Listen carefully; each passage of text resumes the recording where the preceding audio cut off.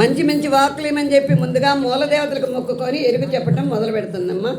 సోది చెబుతామమ్మ సోది చెబుతాము, సోదోయమ్మ సోది, ఎరుక చెబుతామమ్మ ఎరుక చెబుతాము, ఎరుకోయమ్మ ఎరుక. కంచి కామాక్షి పలుకు, మధుర మీనాక్షి పలుకు, కాశీ విశాలాక్షి పలుకు, పెదవాడ కనక దుర్గ పలుకు, శ్రీశైల భ్రమరాంబ పలుకు, పొన్నూరు పార్వతమ్మ పలుకు, శ్రీశైల శివకేశవులు పలుకు, స్వర్ణపురి జగన్నాథుడు పలుకు, పలుకోయమ్మ పలుకు.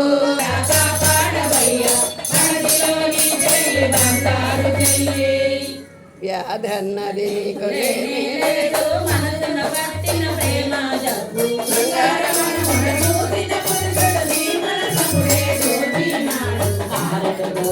అందమైన వాడు నిన్నే చూడక వచ్చినాడు,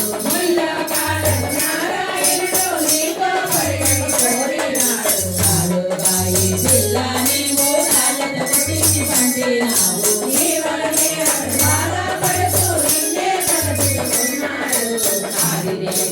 అతడే కాదా శ్రీనివాసునిగా వచ్చినాడు,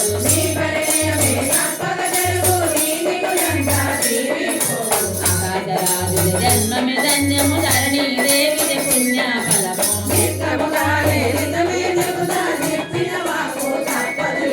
ఇప్పుడు సత్యము చెబుతా వినుడు, ఇంకొక గడియ అనుడి అంత శుభమే జరుగును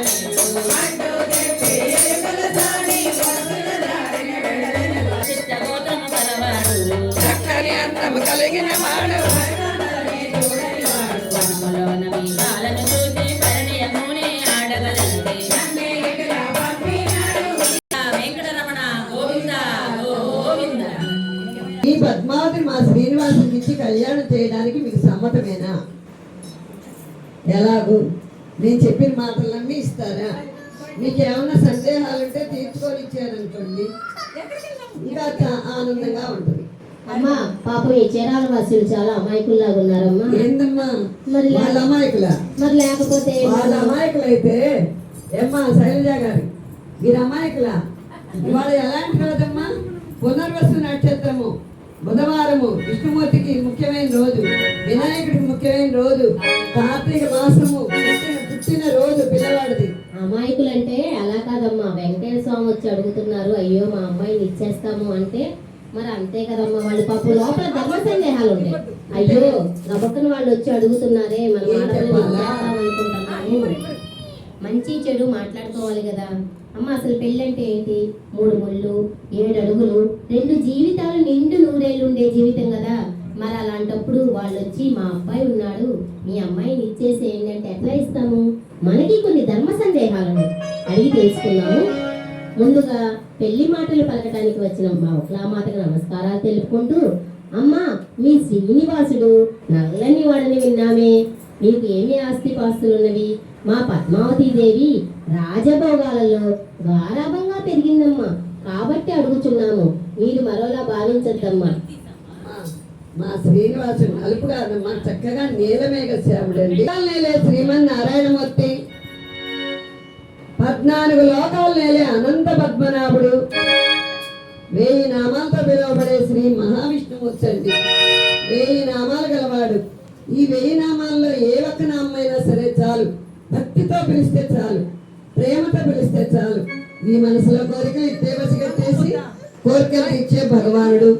ఇలాంటి దివ్య పురుషుడు మీరు 3 లోకాలు తిరిగినా, 14 లోకాలు వెతికినా, మీరు ఎంత కట్నం ఇచ్చినా కూడా దొరకడండి. కట్నం అనేటప్పటికి ఆలోచనలో పడ్డారమ్మా? కొద్దిగా అమ్మా. మాకేం కట్నాలు కానుకలు మేడలు మిద్దెలు పొలాలు స్థలాలు మాకేం అక్కర్లేదమ్మా. మీ అమ్మాయికే పెట్టుకోండి, చక్కగా 7 వారాలు నగలు పెట్టుకోండి, అమ్మసారి ఘనంగా పెట్టుకోండి, అత్తవారింటికి పంపించుకోండి. అమ్మ అలాగే మేము కూడా అడగకూడదు అనుకుంటే మాట్లాడుకుంటున్నాము. మరి మేమే 7 వారాల నగలు పెట్టేస్తే మరి మా ఆడపిల్లకి మీరే పెడతారమ్మా? 7 వారాల నగలంటే ఆకాశరాజు ధరణీదేవి దంపతులు 14 లోకాలకి తగినట్లుగా పెళ్లి చేయలేదన్నారు అనుకోండి, మీకొస్తే మాట ఒకటి మాకొస్తే ఒకటి కాదమ్మా. ఎవరికి రాకూడదు. మరి అలాగే మమ్మల్ని కూడా అడుగుతారు కదమ్మా, 14 లోకాలు ఏలే రాజు కదమ్మా, మరి మీ ఆడపిల్లకి ఏం అడుగుతున్నారు? 14 లోకాలకి తగినట్లుగా నెలకి సరిపడా పెట్టుకుంటామమ్మా. అబ్బా, ఒకటో తారీఖు పెట్టుకున్న మేఘ మళ్ళీ ఒకటో తారీఖే పెట్టుకుంటాం. అమ్మ చాలా సంతోషంగా ఉందమ్మా, ఎందుకంటే మనకి వారం రోజులే సెలవిచ్చారు. అమ్మగారు మాత్రం నెల రోజులు నగలు పెడతామంటున్నారు. మనకి ఇంకా అంతకన్నా ఏం కావాలమ్మా? అలాగే వాళ్ళ అబ్బాయి గురించి వాళ్ళంత గొప్పగా చెప్పుకున్నారు కదా, మన ఆడపిల్ల గురించి కూడా మనం 2 మాటలు చెప్పుకుందాము. ఆడపిల్ల వాళ్ళని మళ్ళీ ఆడపిల్లల గురించి గొప్పగా చెప్పుకోకూడదు కదా అమ్మా. మా పద్మావతి దేవిది చంద్రబింబం వంటి ముఖవచ్చమ్మా. చంద్రుడి తేజస్సు చూసే కొలది మరీ మరీ చూడాలనిపించేదిగా ఉంటుంది. మా పద్మావతి దేవిది చంద్రబింబం వంటి ముఖవచ్చస్సు. మా పద్మావతి చూడటానికి చక్కని అందం కలిగినది. బంగారు ఛాయతో మెలమెలా మెరిసే దేహంతో నిలిచిలే దివ్యమైన తేజస్సు అండి. గోడేవంత ఓర్పు కలదండి. మా పద్మావతి పాదము పెట్టిన చోట సిరి, సంపద, ఆయువు, ఆరోగ్యము పొంగి సుఖ సంతోషాలతో తొలతొలుగుతూ ఉంటారండి. మా పద్మావతి కారణ జన్మరాలు. భక్తితో ప్రేమతో పిలిస్తే చాలు పరవశమైపోయి కోటి శుభాలనొచ్చే భువనేశ్వరి మాతండి.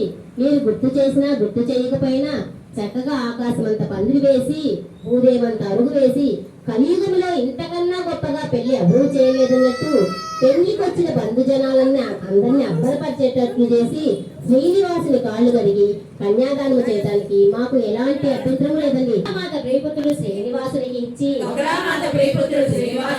కన్యాదానం చేయటం వరకు దేవతా ఋషి అయిన బృహస్పతుల వారు నిర్ణయించిన ముహూర్తములకు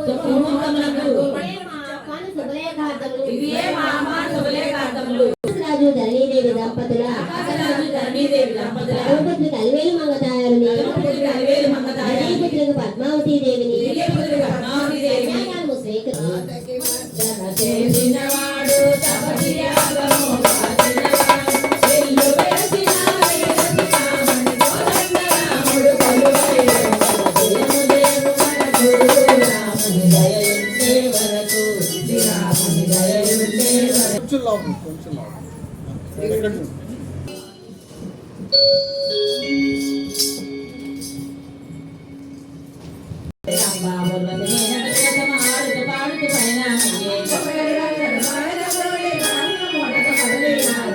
ప్లేట్లో కదిలించి శ్రీనివాసుని కళ్యాణం అనేటప్పటికీ అందరు కూడా ఒక్కమ్మడిగా బంధువులంతా వచ్చేస్తున్నారు. త్రిమూర్తులంతా కూడా ఎవరి వాహనాల మీద వాళ్ళు భార్యలతో సహా బయలుదేరారు. అందరి దర్శన ముందుట కొరకు అందరి దర్శన ముందుట కొరకు